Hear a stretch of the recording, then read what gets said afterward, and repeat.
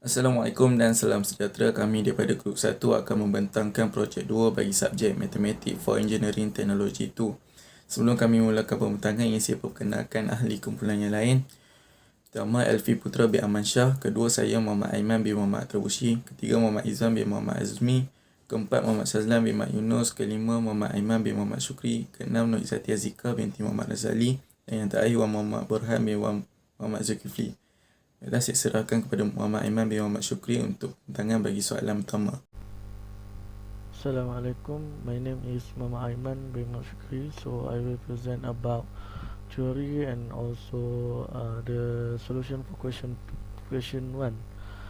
So the mass spin system damping is an influence within open and oscillatory system that has the effect of reducing, stretching or preventing it is oscillation. As one-step seed order computational method is proposed in this paper for the solution of second-order free undamped and free damped motion in mass spring system. Damping not based on energy loss can be important in other oscillating system, such as those that occur in biological system. The damping of a system can be described as being one of the following. The first is over damp, second is critical damp, third is under damp, last is undamped. So seterusnya adalah the general equation describing the mass spin system. So this is the question 1. So this is the answer. The undamped free population B equal to 0. So this is the general equation. So kita kena cari nilai W sama dengan mg. M adalah 5 dan G adalah 9.81. So kita akan dapat jawapannya adalah 49 Newton. So bila dah dapat jawapan 49 Newton, kita akan masuk ke dalam formula untuk K sama dengan W over such spring tu. So kita akan dapat 163.33 Newton per meter. So lepas tu kita akan masukkan nilai M dan juga nilai K dalam general equation. And then kita akan dapat 5 M kuasa 2 plus 163.33 equals to 0. So after that we have to find the value of M. Untuk cari nilai M, kita akan masukkan dalam formula negatif B tambah tolak square root B kuasa 2 tolak 4AB per dengan 2A. So kita akan dapat nilai M adalah sama dengan tambah tolak 5.71 I. So kita akan solution. General solution adalah ST sama dengan A cos 5.71T tambah B sin 5.71T. So kita akan ada initial condition di mana kita perlukan ni untuk dapatkan nilai A dan B. So untuk X kosong sama dengan 0.2, so kita akan masuk dalam general solution adalah 0.2 sama dengan A cos 5.71. So kita akan gantikan nilai T dengan kosong tambah B sin 5.71, gantikan nilai B dengan kosong. So kita akan dapat nilai A sama dengan 0.2. So kita akan buat perbezaan kali kedua. So kita akan dapat adalah negatif 5.71A sin 5.71T tambah 5.71B cos 5.71T. So dia punya initial condition adalah sama dengan negatif 2.5. So negatif 2.5 adalah X. So T adalah kosong. So kita akan masuk dalam ni negatif 5.71A C 5.71, lepas T adalah kosong plus 5.71B cos 5.71, dan kita akan gantikan nilai T dengan kosong. So di sini kita akan dapat nilai bagi B adalah sama dengan negatif 0.438. So kita akan dapat dia punya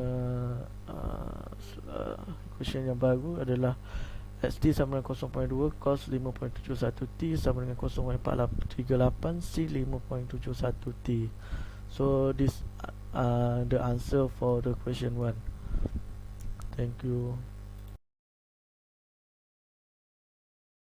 Baiklah, sekarang kita pergi kepada question 2. Saya bacakan soalan.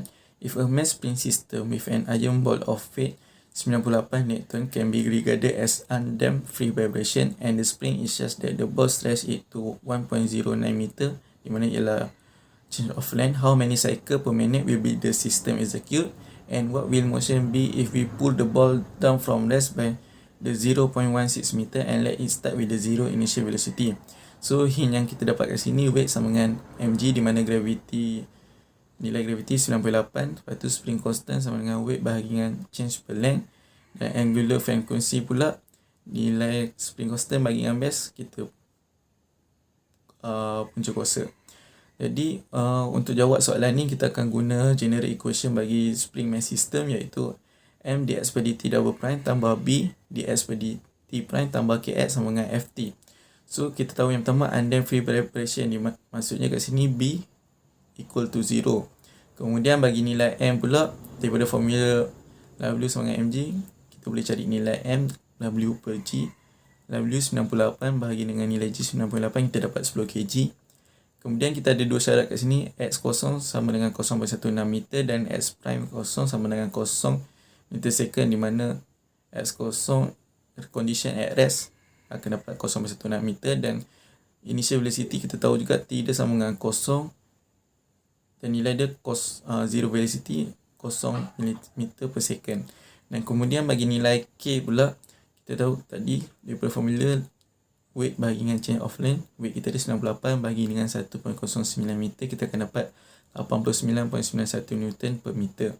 Dan kemudian kita cari pula nilai angular frequency, iaitu di mana nilai k kita dapat di 89.91 bahagi dengan nilai mass 10 kg, dan kita punca kuasa kita akan dapat 2.998. Dan untuk soalan pertama, how many cycle per minute, kita akan guna nilai f equal to 1 per t, ataupun nilai oscillation tadi bahagi dengan 2 pi.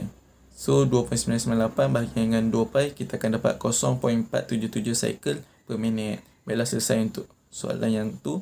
Kita beralih pula, apakah motion yang akan terjadi. Kita masukkan nilai yang kita dapat tadi, m, b dan k, pada general equation tadi. So nilai m kita 10 dx per dt double prime tambah dengan b sama 0 darab dengan dx per dt prime, jadi akan jadi 0. So kita boleh buang, tambah dengan nilai k 89.91x sama dengan 0. So kita convert jadi dx per dt double prime kepada x kuasa 2. So 10x kuasa 2 tambah 89.91x sama dengan 0. Dan kita buat pula bila x sama dengan eksponen kuasa mx, x prime sama dengan mx kuasa m eksponen kuasa mx, dan x double prime ataupun x kuasa 2 sama dengan m kuasa 2 eksponen kuasa mx. So kita factorizekan, kita buat keluar eksponen kuasa mx, kita akan dapat 10m kuasa 2 tambah 89.91 equal to 0. Bila dapat dalam nilai ni, kita equate n dia menggunakan formula negatif b tambah tolak punca kuasa b kuasa 2 tolak pi ac per 2a. Bila masukkan nilai semua, nilai a kita 10, nilai b 0 dan nilai c 89.91, kita akan dapat dua value yang sama, 2.998, tapi satu positif dan satu negatif. Dan bila kita dapat nilai macam ni, bentuknya adalah xt sama dengan a cos 2.998t tambah dengan b sin 2.998t. So sekarang kita nak cari nilai a dan b. Macam mana nak cari? Kita guna balik dua condition tadi, iaitu x0 sama dengan 0.16 dan x prime 0 sama dengan 0. Baiklah, yang pertama x0 sama dengan 0.16, kita tahu bila t sama dengan 0, x sama dengan 0.16. So kita masukkan nilai x dan nilai t dalam equation x. So kita akan dapat 0.16 sama dengan a cos 2.998 darab dengan 0 tambah dengan b sin 2.998 darab dengan 0.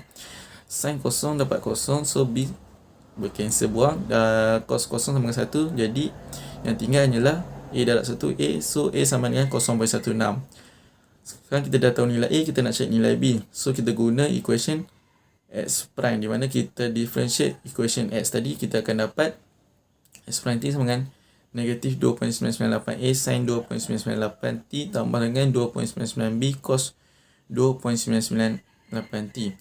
Yang kita gunakan syarat yang kedua iaitu X prime T sama dengan 0, di mana bila T sama dengan 0, X prime jadi 0. So kita masukkan nilai T dan nilai X tersebut.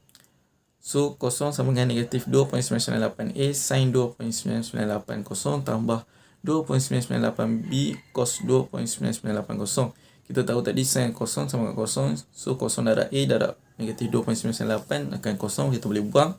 Dan yang tinggal hanyalah cos 0 sama dengan 1. So yang tinggal 2.998B. 2.998B sama dengan 0. So 2.990 bahagi dengan 2.998 akan jadi 0. So B sama dengan 0. So sekarang kita tahu nilai A sama dengan 0.16 dan nilai B sama dengan 0. Kita masukkan balik dalam equation awal tadi, dan jawapan yang akhir adalah X dan kurungan T equal to 0.16 cos 2.998 T. Sebab nilai B dah 0, so yang tinggal hanyalah A cos 2.998 T, di mana nilai A sama dengan 0.16. Thank you, itu saja daripada kami.